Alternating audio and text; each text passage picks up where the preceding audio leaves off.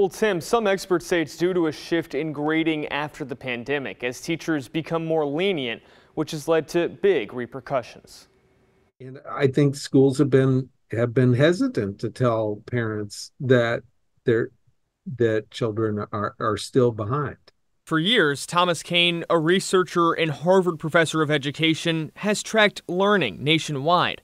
And recently, he found teachers have become reluctant to give students low grades. A line of thinking happening nationally at a time when students are struggling from lost learning and making it difficult for parents to notice a problem. Even in the fall of 2022, only 9% of parents reported that they thought their students had lost ground and were worried that they would catch up. A recent study by the Education Recovery Scorecard shows Oregon elementary and middle schoolers are 3/4 of a year behind in math and 2/3 of a year behind in reading.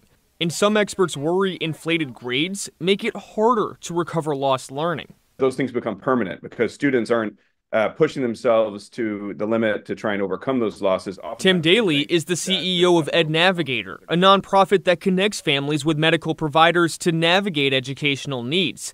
He says grade inflation creates higher absenteeism, too. Students are missing more school and performing worse on assessments, and yet many of them are still getting A's and B's, which are higher grades than they received before.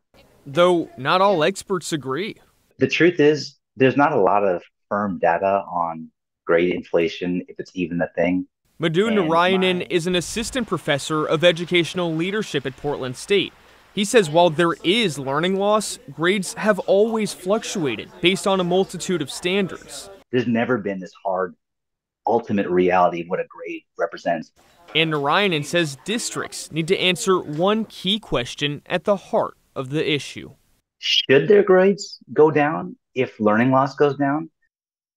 And that's an interesting question. On one hand, some experts would say yes, grades should stay in line with old proficiency scales.